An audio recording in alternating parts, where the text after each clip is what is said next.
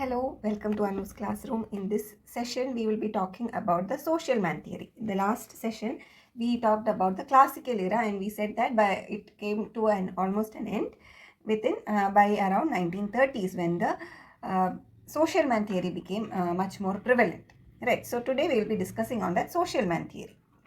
So by the end of this video, I hope that you will be able to understand this particular theory called social man theory, which we are discussing.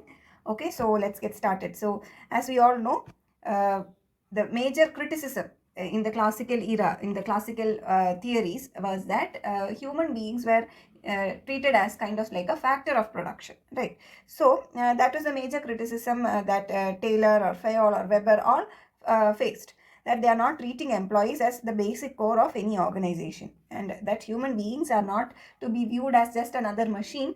Okay, they are actually social animals and they have their own social behavioral aspects also. So it was Mary Parker Follett. She is widely known as or credited to be the mother of modern management. Okay, and then also Chester Bernard, two theorists who actually saw the importance of the social aspects of organizations. But the thing is that even though they started telling the world about their theories, it took some time. It took at least till the end of this 1930s for their ideas to gain acceptance. But the thing is that from then onwards, this has been recognized widely. And till this day, we are following Mary Parker Follett's theories and viewpoints. Okay, so Mary Parker Follett, a little bit about her. Her emphasis, mainly being a social community worker herself, her emphasis was actually mainly on the behavioral approach to this management theory. And being this empathetic community worker that she was, she always advocated for the issues related to workplaces of employees. She believed that in a group behavior and in mutuality of interest between employers and employees, that is, there should be a mutual agreement or a mutual consensus should be arrived at between the employees and employers, so that they both know what the other person wants from the party, right? She described various methods for achieving this integration and also explained alternatives to the formal authoritarian organizational structures, that is in relation to the bureaucratic structures which were proposed by Weber. So Follett actually felt that organizations have to be based on group ethics rather than individualism, right? So she actually, the basis of this theory or a basis of her observation and theory was that she used psychology as well as human relations within the industrial management to come up with this theory. So she actually looked at the human psychology and found out that this is what has to be done. There should be an emphasis on the group ethics, because employees behave or humans behave differently when they are in groups. Individual potential will not be realized until it is associated with a group. Why? Because it is not always that a single person can achieve everything, right? She argued actually that managers' job is to harmonize and coordinate group efforts.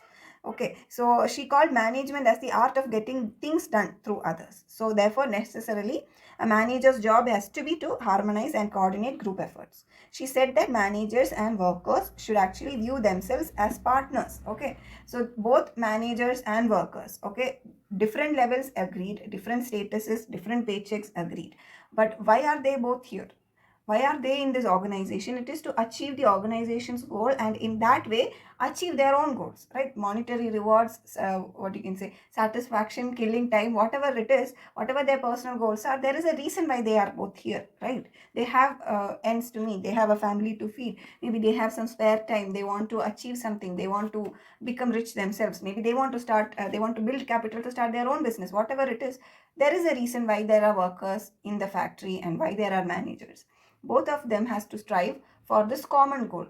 That is, if the industry prospers, then only they will get the benefit out of it, right? And they can go their own ways or they can meet their own goals. So managers and workers are not enemies or not master slave relationship. That is not what has to be there, but rather she argued that managers and workers should act like partners who are both working towards achieving the organization's goals. So managers have to depend more on their expertise and knowledge rather than just formal authority of their position, right? Just because they are managers, you cannot go ordering people about, okay, just because you are termed the manager of the work floor. You need to lead them, you need to show them, you need to support them, you need to show them your expertise. Only then you will get that, what you can say, you will be started to workers will start seeing you as their leader, right? And they will start taking you seriously. Just because you are managed, just because you have a stick with your in your hand, you can't just go around beating people up. That is what is meant, okay?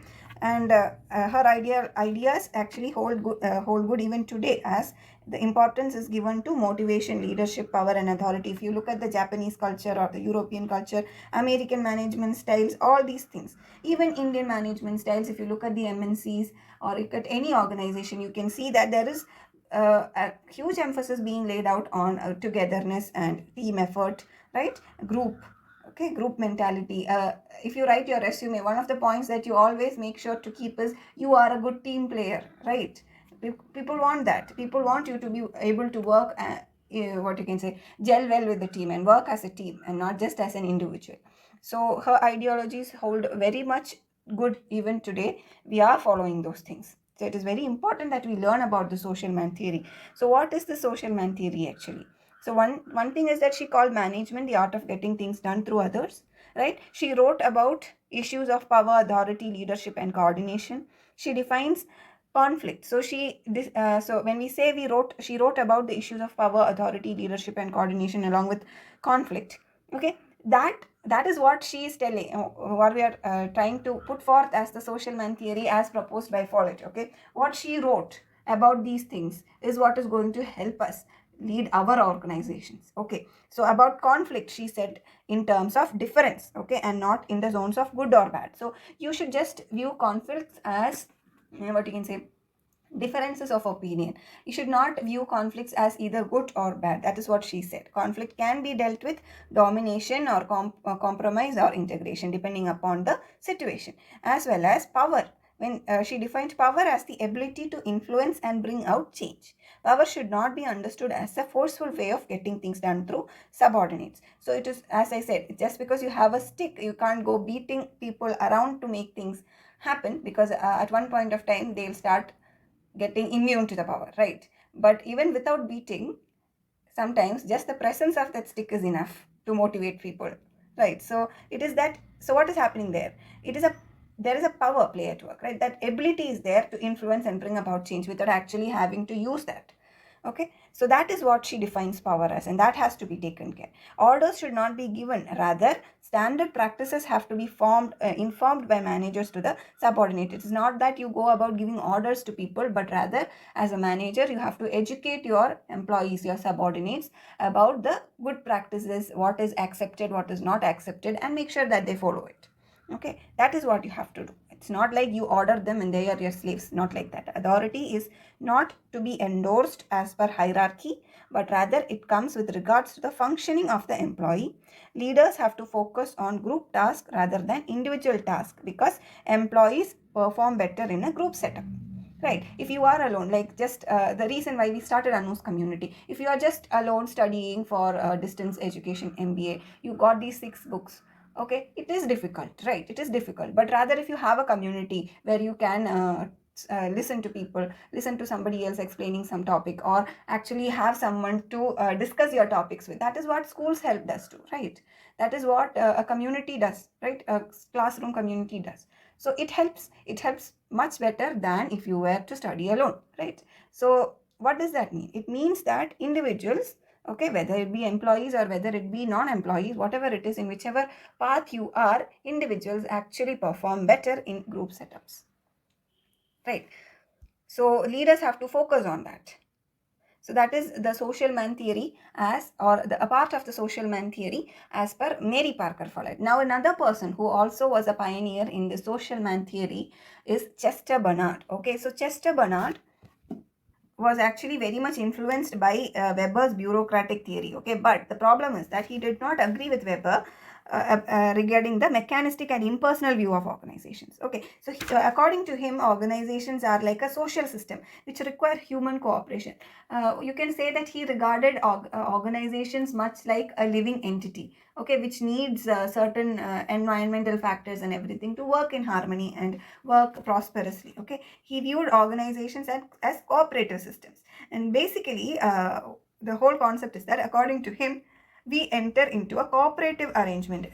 When we say we set up an organization, or when we say a corporate or an organization, we mean that we are entering into a cooperative arrangement to accomplish the things which we otherwise cannot do individually. So if something can be done individually by me, I'll start a sole proprietorship, right? If I only create the products, I only sell it, and I only buy it, means why would I need anybody else? No, right? If I have to make profit, I have to sell to others. Okay, to sell to others, I need to know their needs, I need to cater to those needs, I need to market to them, right? And if a product is quite complex, then I myself may not be able to do it, and even if I can do it, sometimes I may not be able to do it on time, and I need help from other people. So what will happen, I'll keep other people also, I will join with other people, make a form of team, and then as a team we will work and accomplish the goals, right? So what is happening here? So we are setting up an organization, and what is happening in this organization? We are all what you can say, getting into a cooperative arrangement to accomplish the things that we cannot do alone. So that is why I said he viewed organizations as something sort of a living organism, and he found that an organization, in order to achieve a profitability, or in order to achieve its goals and objectives, it needs to achieve equilibrium at two levels. Okay, two levels of equilibrium. One is an equilibrium with its external environment, or in general you can say its environment. Okay, another equilibrium that has to be attained is within itself, that is between its employees. So employee organization equilibrium and the organization to environment equilibrium, these two equilibriums, he said, is necessary to be achieved. Okay, so that is in accordance to that only, he said the main role of a manager is actually to communicate and influence the employees to meet the goals of an organization. The success of any organization depends upon the cooperation by maintaining good relations with people working, okay, external forces, that is environment, on which the organization is dependent, like investors, suppliers, customers, and all the other influences like political, social, all those things, right? And by doing all these things, that is by maintaining this equilibrium and maintaining that good relation, the organization can sustain itself.